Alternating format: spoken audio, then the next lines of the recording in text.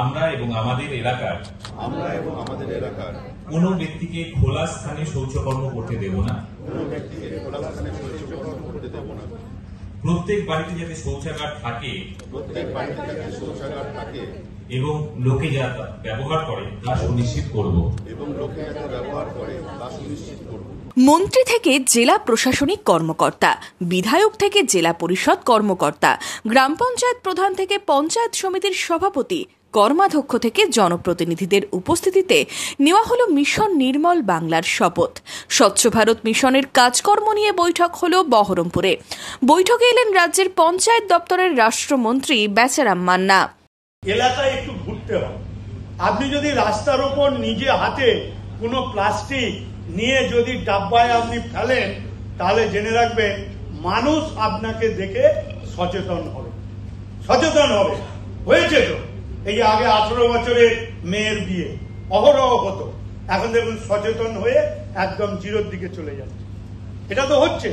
সমাজকে যদি আমরা সচেতন করার কাজ নেই, সমাজ সচেতন হবে। তার কারণ বর্তমানে শিক্ষিত লোকের সংখ্যা বেশি। কঠিন বর্জ্য ব্যবস্থাপনা এবং তরল ব্যবস্থাপনার বিষয়ে আলোচনা হয় বিস্তর, দেখানো হয় নানান প্রেজেন্টেশন।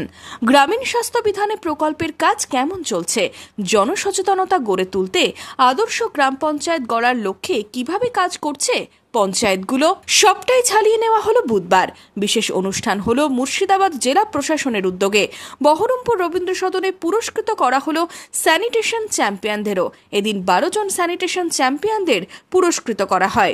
স্যানিটেশন চ্যাম্পিয়নরা কতটা উৎসাহী? আমাদের প্রত্যেকটা গ্রামের প্রত্যেকটা বাড়িতে গিয়ে আমাদের যে কর্মীরা আছে তারা সব ডাস্টবিন বা নোংরা ময়লা কালেক্ট করে নিয়ে এসে আমাদের সেই প্রজেক্টে নিয়ে আসে, আর সেইখানে নিয়ে এসে আমরা ওটাকে দুভাগে ভাগ করি, একটা পচনশীল একটা অপচনশীল। যে পচনশীলটা থাকে ওটাকে আমরা জৈব সার হিসাবে তৈরি করে চাষির মাধ্যমে চাষ করতে দেওয়া হয়। ওনারা চাষ করে অনেক খুশি এবং আনন্দিত। এটা আমাদের গ্রামকে পরিষ্কার পরিচ্ছন্ন করার জন্য সব দিকের খবর দেখে কেউ সবার যে করতে পারছে, আমরা কেন করতে পারবো না, আমরাও একটা উদ্যোগ নিই এই দেখে। আমাদের গ্রাম পঞ্চায়েতের প্রত্যেকটা বাড়িতে 9471টা বাড়িতে আমরা ডাস্টবিন উভয় কালারের, নীল এবং সবুজ কালারের আমরা ডাস্টবিন পৌঁছে দিয়েছি এবং 35টি জায়গাতে জনবহুল এলাকায় আমরা বড় ডাস্টবিন 210 লিটারে পৌঁছে দিয়েছি এবং প্রতিদিন আমাদের 30টা বুথেই আমরা এই আবর্জনা সংগ্রহের কাজ করছি। আগামী দিন এটাকে নিয়ে আমাদের অনেক বড় লক্ষ্য আছে। আমরা স্বচ্ছ বাংলা করার জন্য গোষ্ঠীর এসএসজির মেয়েরা কাজ করব, তার জন্য আমি আমাদের মন্ত্রীর কাছে কিছু মেশিন বা কিছু চাইছি আমাদের কৃষক বাজারে।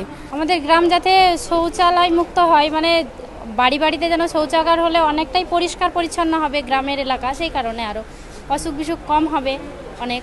এদিনের অনুষ্ঠানে প্রশাসনিক কর্তাদের সঙ্গে সরাসরি নিজেদের অভাব অভিযোগ তুলে ধরার সুযোগ পান পঞ্চায়েত প্রতিনিধিরা। একইভাবে প্লাস্টিক মুক্ত পঞ্চায়েত করার জন্য বিকল্প ব্যবস্থাও তুলে ধরা হয়। এদিনের কর্মসূচি প্রসঙ্গে ও নির্মল বাংলা নিয়ে মন্ত্রীর বার্তা।